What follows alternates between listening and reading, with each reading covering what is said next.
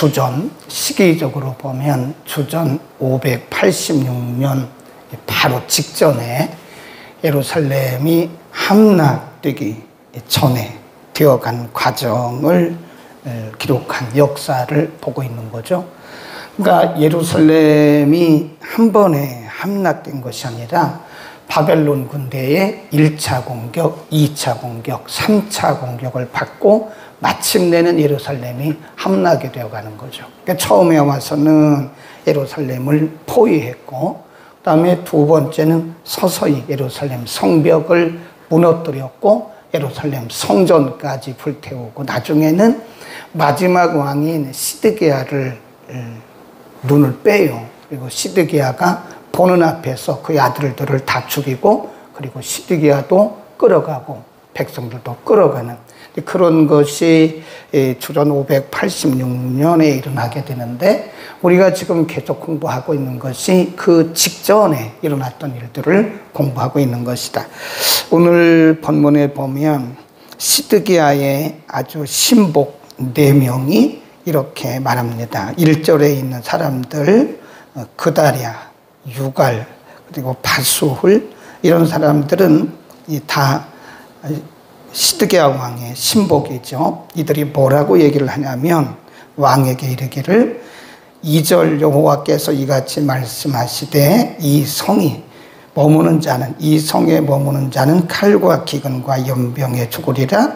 그러나 갈대아인에게 항복하는 자는 살리니 그와 그 생명의 노량물을 어둠같이 살리라. 3절 다 여호와가 이같이 말하노라. 이 성이 반드시 바벨론 왕의 군대 손에 붙이우리니 그가 취하리라 하셨다. 이게 누구의 말이죠? 예레미야의 말이죠. 예레미야를 통해서 예레미야는 계속 같은 말이죠. 하나님께서 주신 말씀이 이 성에 머무는 자는 반드시 죽는다. 항복해라. 항복해라. 그러니까 하나님께서 계속 그들에게 경고를 하셨잖아요. 경고. 너희가 회개하라. 돌이켜라. 그렇지 않으면 너희는 바벨론의 포로가 되고 바벨론에 의해서 너희 나라가 망한다라고 하는 하나님의 경고를 하나님이 수없이 그들에게 했다고요. 근데 안 듣잖아요. 그러니까 그 경고의 날이 그날이 온 거예요. 그러니까 예레미야가 다른 말을 할 수가 없는 거죠. 하나님께서 예레미야에게 주신 말씀은 이 성이 망한다. 그리고 항복해라. 항복한다는 말은 바벨론 군대가 쳐들어왔을 때 바벨론 군대에게 항복하고 거기 가라는 거죠. 그 말은 다르게 말하면 하나님의 징계가 내릴 때는 다른 거 해도 소용없다는 거죠. 하나님의 징계에 항복해라. 그리고 회개하고 돌이켜라. 그런 말씀이잖아요. 이 말이 그 사람들에게 있어서는 굉장히 불편하고 기분 나쁘게 들리는 거죠. 이 성에, 예루살렘 성의 평안을 구해야 되는데 이 성의 평안을 굳지 않는다. 그렇게 얘기하는 거죠. 거기 한번 보세요. 4절에 보면 이에 그 방백들이 시드기야 왕의 신복들입니다. 왕께 구하되, 이 사람이 예레미야가 그 말이죠. 백성의 평안을 굳지 아니하고 해를 구하오니 청컨대 이 사람을 죽이소서. 그가 이같이 말하여 이 성에 남은 군사의 손과 모든 백성의 손을 약하게 하나이다. 그러니까 겁을 준다 이거죠. 이 사람들이 듣기는 예레미야가 하는 말이 이 백성들을 위로하기는커녕 이 백성들을 약하게 하고 두렵게 만든다 이거죠.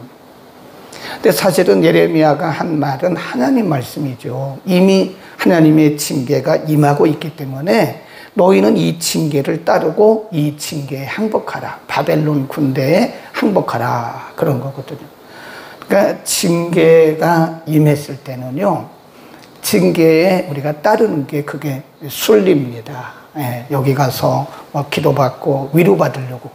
인간이기 때문에 징계가 왔을 때는 아프니까 여기저기서 위로받으려고 이런 말도 해보고 저런 말도 들어보기를 원하지만, 그러나 사실은 하나님의 징계는 우리를 위한 것이기 때문에 그 징계에 순종하는 것이 순리다 하는 겁니다. 그래서 제가 이틀 전인가요? 많은 크리스찬들, 뭐 많지는 않겠지만 어떤 크리스찬들이 징계를 만나면 이렇게 우왕좌왕해요. 촌보러 가는 사람도 있다니까요. 그래서 그 징계 매를 대실 때 아프니까 어쨌든 사람에게 위로를 받아야 되는데 예레미야는 위로하기는커녕 항복해라. 항복해라. 항복하지 않는 자들은 이 땅에서 망할 것이다라고 기분 안 좋은 얘기를 하니까 시드기야 왕에게 말하기를 이 사람 죽여야 됩니다. 이 사람이 예루살렘의 평안을 구하지 아니하고 오히려 이 백성들을 약하게 하고 있습니다. 그때 시드기야가 보인 반응이 뭐죠? 5절에 보면 시드기야 왕이 가로되 보라 그가 너희 손에 있느니라 왕은 조금도 너희를 거스릴 수 없느니라. 그 말은 너희가 내 신복이니까 너희 말을 내가 다 들어주겠다. 너희 뜻대로 해라. 그 말입니다.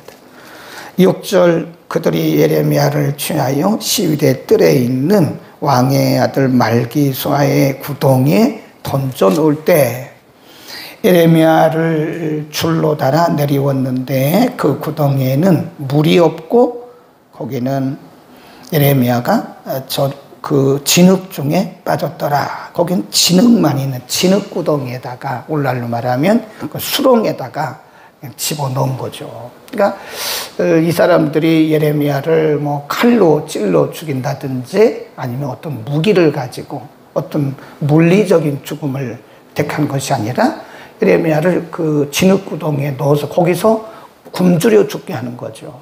굶어 죽게 하려고 그 구덩이에 집어넣은 거다. 이것은 지금 하나님의 말씀을 전하는 예레미야를 대하는 백성들의 자세입니다. 이건 우리를 이런 것을 시대의 영성이라 그럽니다.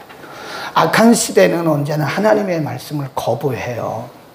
하나님의 말씀에 순종하고 하나님의 혹시 징계가 내릴지라도 그 징계에 순응하는 것이 하나님의 뜻인데 악한 시대는 징계조차도 거부한다는 거죠. 네. 하나님의 말씀에 불순종하고. 그래서 결국은 예레미야가 지금 구덩이에, 진흙 구덩이에 던져져서 거기서 굶어 죽게 되었다. 거기까지예요. 그러면 여기까지라고 한다면 하나님께서 예레미야를 보내셨는데 그럼 예레미야는 이렇게 해서 죽는가? 그건 아니라는 거죠. 거기 보면 7절 우리말 성경에는 그러나가 없어요. 근데 다른 번역에 보면 그러나가 있습니다. 써놓으세요. 거기 그러나 그러나 왕궁 환관 구수인 에벤멜레. 구수는요 피부가 검은 사람들이죠. 그리고 이방인이죠. 이 사람들은 아프리카 계통의 이방인이고 왕궁에서 헛된 일을 하는 사람들이에요. 이 사람이 이렇게 말합니다. 왕궁 환관 구수인 에벤멜렉이 그들의 예레미야를 구덩이에 던져 넣었음을 들으니라. 때 왕이 베냐민 문에 앉았더니 에벤멜렉이 왕궁에서 나와 왕께 구하여 가로되 9절 함께 읽습니다. 시작. 내 주 왕이여 저 사람들이 선지자 예레미야에게 행한 모든 일은 악하니이다. 성중에 떡이 떨어졌거늘 그들이 그를 구덩이에 던져 넣었으니 그가 거기서 죽여 죽으리이다 라고. 이 사람이 사실은 아무런 관계가 없는 사람이에요. 이런 말을 안 해도 되는 사람이고 할 필요도 없는 사람이라고요. 그러나 지금 하나님의 종 예레미야는 유다 백성들에 의해서 굶주려 죽게 된 상황이잖아요. 하나님께서 그러나가 굉장히 중요해요. 그러나 이 말을 우리가 뭐라고 그러냐면 하나님의 개입이다. 거기다 써놓으세요. 그러나 줄 긋고 하나님의 개입.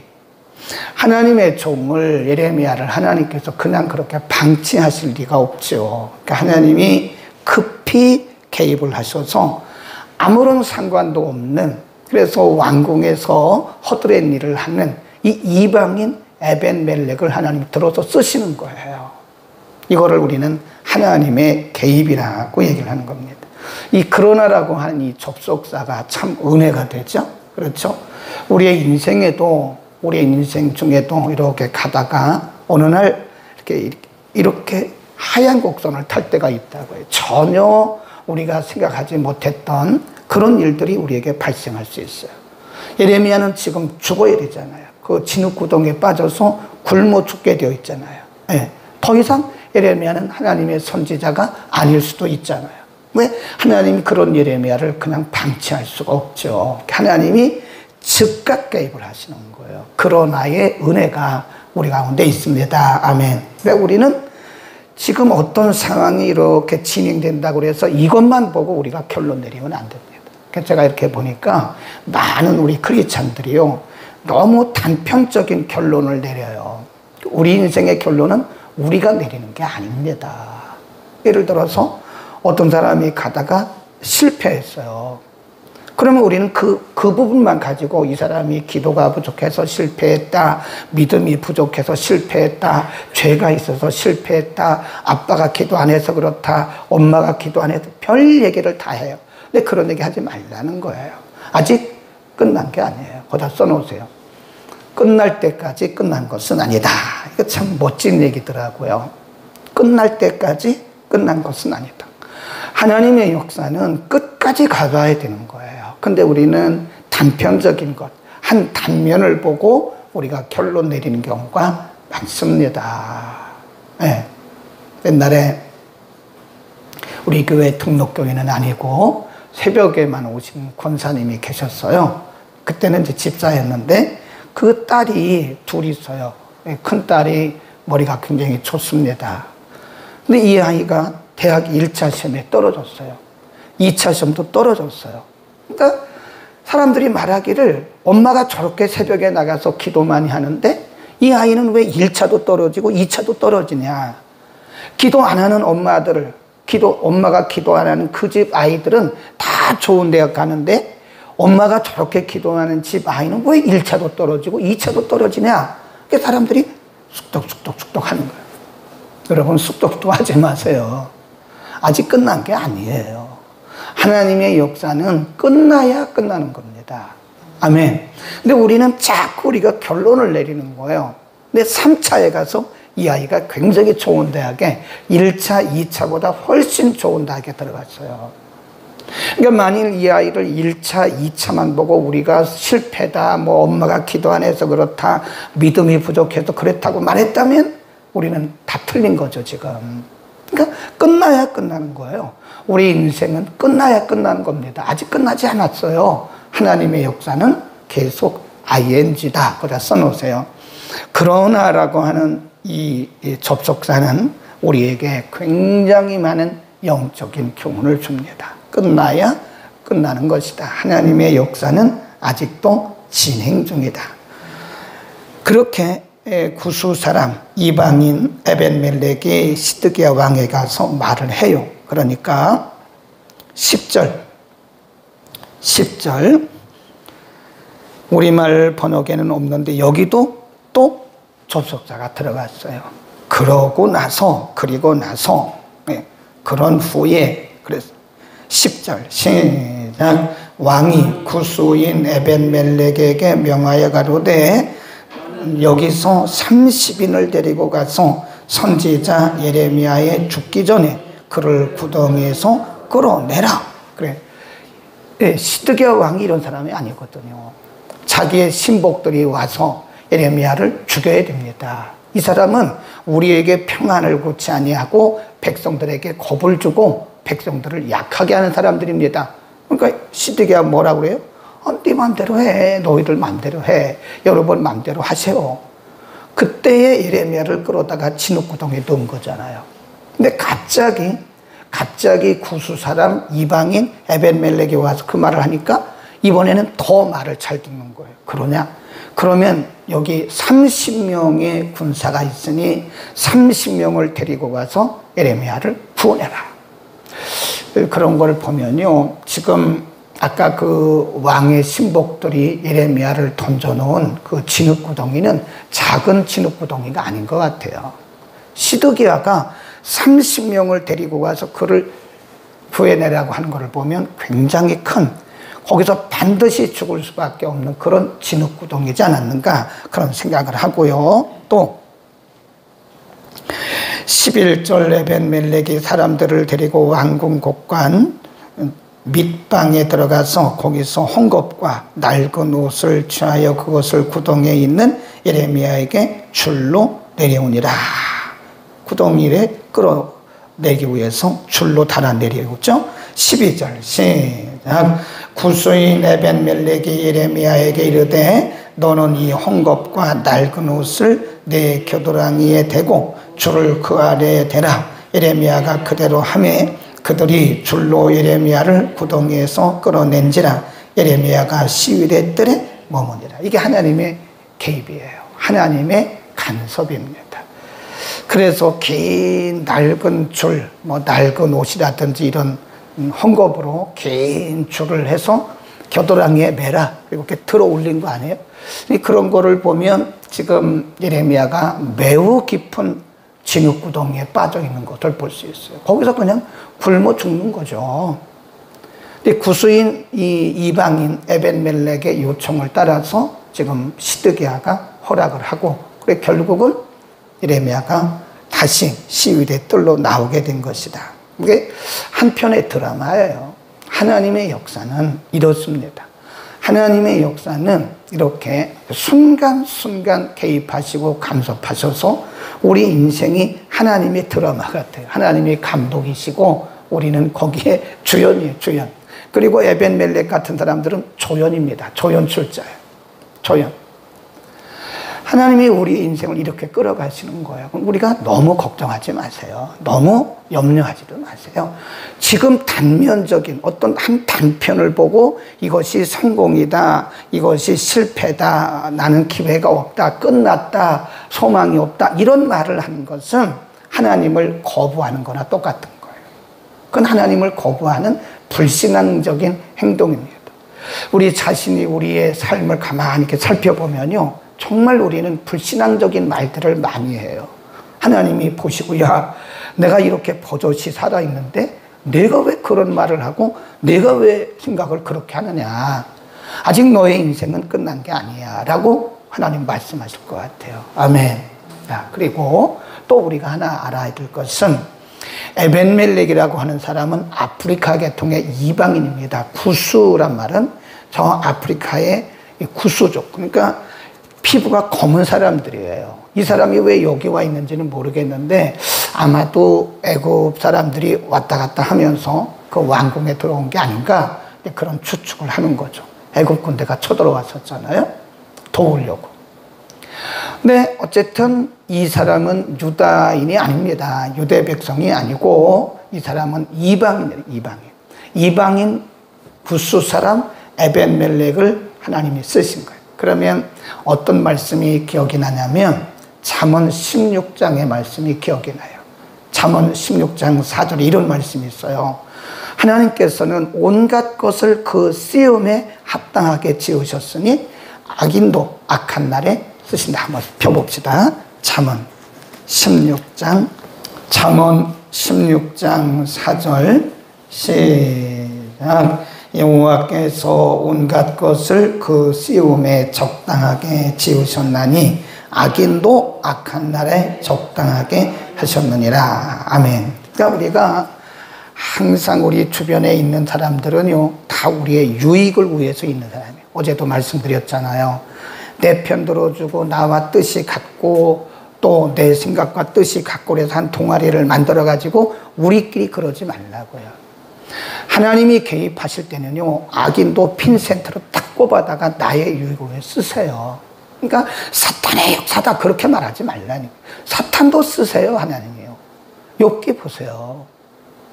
우리의 성숙을 위해서, 우리의 영적인 유익을 위해서 때로는 하나님이 악한 사람도 핀센트를 딱 뽑아다 그 순간 쓰시는 거예요. 그 사람이 구원받고 안 받고는 우리의 분야가 아닙니다. 우리의 영향이 아니에요. 우리가 거기에 대해서 말할 것도 없어요. 그가 구원받는지 안 받는지는 모르나 하나님께서 구원받은 우리들을 위해서 핀센트를 탁 뽑아다가 우리를 위해서 하나님이 쓰실 때가 있다는 거예요. 그러니까 우리는 하나님께서 저 사람을 왜 내게 데려왔지? 하나님께서 왜 저 사람을 여기다 갖다 놨지? 저 사람이 왜 저렇게 나에게 저런 말을 하지? 그러니까 내게 좋은 말, 내게 유익이 되는 말만 하나님이 하시는 건 아니에요. 때로는 우리를 찌르는 말. 보세요. 이 성이 망한다. 너희는 항복해라. 그래서 예레미야를 잡아서 진흙 구덩이에 집어넣은 거 아닙니까? 때로는 우리에게 거스리는 말을 할 수도 있어요. 네, 우리와 전혀 상관이 없는 사람이 와가지고 우리를 거스리는 말, 때로는 우리의 심장을 찌르는 것 같은 그런 아픈 말을 할 수도 있다니까요. 그러니까 우리가 걸러내면 안 돼요. 어떤 말은 내게 듣기 좋고 어떤 사람은 내게 유익이 되니까 이게 하나님의 응답이고 하나님이 보내셨고, 저 사람은 나의 마음을 아프게 하고 심장을 찌르는 듯한 그런 상처를 주니까 저 사람은 사탄의 역상. 그렇게 우리가 이분법적으로 굴러내지 말라는 거예요. 우리는 궁극적으로 하나님께서 승리케 하시는, 궁극적으로 우리를 위해서 일하시는, 간섭하시고 개입하시는 하나님이시기 때문에 우리는 범사에, 아까 그랬잖아요. 잠언 16장 4절에 하나님께서 온갖 것을 그 쓰임에 적당하게 지으셨다 그랬습니다. 그래서 우리가 은혜의 안경을 끼고 보면요, 다 은혜예요. 그러니까 우리가 그걸 이분법적으로 갈라가지고 사탄의 역사고 성령의 그런 얘기 하지 말라고요. 그건 우리의 영역이 아니에요. 근데 우리는 자꾸 우리가 하나님의 영역을 침범해요. 하나님이 지금 일하고 계신 거거든요. 하나님이 지금 일하고 계심에도 불구하고 우리가 하나님의 영역을 자꾸 침범하는 거예요. 그런 일들을 가지고 성공이다, 실패다, 사탄의 역사다, 성령의 역사다, 그런 말을 하지 말라는 거예요. 어떤 크리스찬들이 사탄의 역사라고. 아니, 사탄도 하나님의 통치 아래 있어요. 사탄을 두려워할 것도 없습니다. 하나님은 궁극적으로 다 우리의 유익을 위해서 일하시는 분이시다. 아멘. 기도합니다. 거룩하신 우리 아버지, 오늘 예레미야의 메시지, 하나님께서 주신 예레미야가 전한 말씀을 굉장히 마음에 부담을 갖고 또 기분 나쁘게 들었던 시드기야 왕의 방백들이 고송하고, 그로 인해서 예레미야가 깊은 진흙구덩이에서 굶주려 죽게 되었을 때에, 그러나 하나님께서 바로 그때에 개입하시고 간섭하심으로써 하나님이 예레미야를 구원하시고 또 하나님의 귀한 역사를 이뤄가게 하심을 우리가 오늘 상고했습니다. 우리의 인생 요정 가운데 때로는 우리가 전혀 생각지도 못했던 일들이 우리 앞에 진행되고 우리 앞에 나타나므로 때로 우리가 당황하고 때로는 상처가 되고 때로는 절망도 하지만, 그러나 우리 인생이 그렇게 끝나는 것이 아니라 우리 인생은 궁극적으로 승리케 하시는 하나님의 손에 의해서 개입되어지고 간섭되고 있음을 우리가 믿습니다. 하나님, 우리에게 믿음의 눈을 열어주시고 언제나 하나님은 우리의 궁극적 승리를 위해서 일하고 계심을 믿고 평안한 마음으로, 안정된 마음으로 우리 주님 섬기게 하옵소서. 우리 앞에 펼쳐지는 어떤 일 앞에서도 우리가 당황한다든지 좌고우면하지 않게 하시고 하나님을 기다리면서 하나님의 행하심을 우리가 보게 하옵소서. 우리 지체들 가운데 여러 가지 일들로 인해서 마음 상하고 혹은 절망하는 자들이 있습니까? 하나님 찾아가소서. 오늘 말씀처럼 저들에게 간섭하시고 개입하시고 위로해 주시고 믿음의 눈을 열어 하나님을 바라보게 하옵소서. 예수 그리스도의 이름으로 기도